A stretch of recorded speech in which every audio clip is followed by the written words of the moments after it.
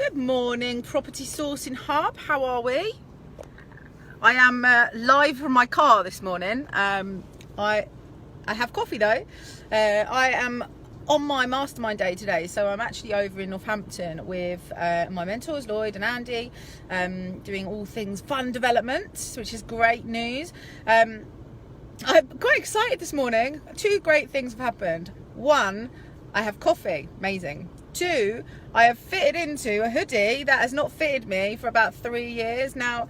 For most of you that some of you know that I'm doing a skydive in May. I had to lose a very specific amount of weight to be able to jump out of that plane. So I'm almost there. I'm about 4 kilos away from my goal, which has also created a brand new wardrobe for me, which is amazing. So this is my Good Grief hoodie that's basically never fitted me since my friend bought me it. I love it and I've never been able to wear it. So now I'm wearing it, which I'm very excited about. So anyway, back to really important business type stuff. So I was asked this morning by the lovely Caroline Reed, when do you tell the agent that the deal is not for you? So for those of you that are sourcing to package up deals, okay, at some point you're going to need to explain that that deal is not for you. But when do you do that? When in the process do you do that? There's lots of different schools of thought on this, and I know that not everybody agrees with me on this particular topic, but I just wanted to share with you what I do and how my guys do this, and why we do it like this, because I think it's important to understand the reasons why you're doing things.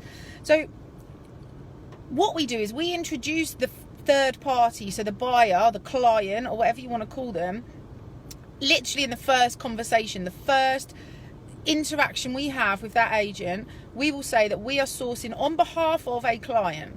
Now, depending on the strategy that we're looking at, depending whether it's rent to rent or service accommodation or, you know, land or whatever, we might slightly change those words, but it will always be that we're sourcing on behalf of somebody else. You know, when we're looking at big deals, we're looking at, you know, sourcing on behalf of a high net worth individual. We do all the negotiation for them. We will introduce them to that individual when we get to that stage.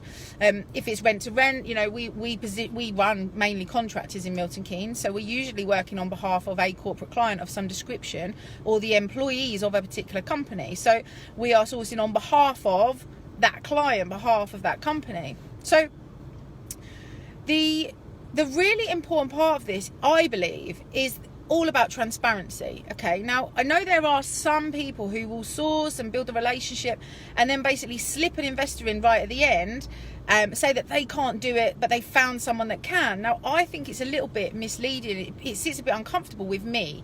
It doesn't mean it's right or wrong. I'm just saying that's what is important and right for me personally. So I think the reason that you should introduce your client or the third party if you're sourcing to sell deals at the beginning is because then you've got no reason for that to fall out of bed. That we say fall out. You know, that deal will not fall out of bed because of that third party, because you've introduced them right at the very beginning. Now, there's another little addition to this, which is really quite cool.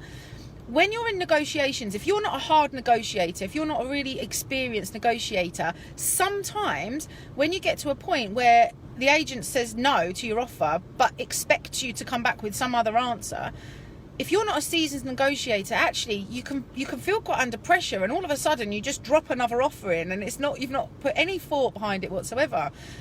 Having a third party, you can kind of play good cop, bad cop a little bit. So, you know, you're the same as the agent, you're their peer, you're trying to get the deal done, and how can you guys work together?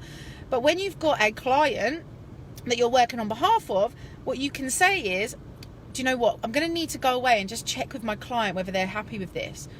What that does is two things. One, it buys you a bit of time, but two, it gives you a bit more space to be able to go away and do some more calculations or to relook at the deal.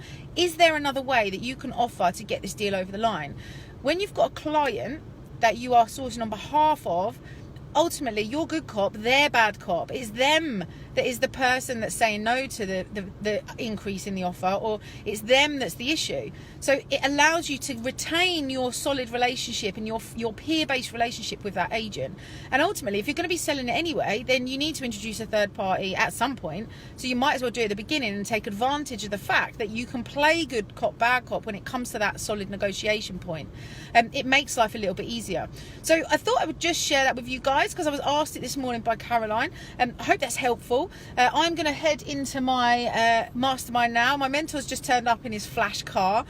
Lloyd, I hate you. Well, I don't hate you, I lie. But he's here now, so I'm going to head in. I'm going to spend the whole day doing developments and appraising deals and things like that, learning about planning. So I'm very excited about that stuff. Have an amazing, amazing day, guys. I will speak to you soon. See ya, bye.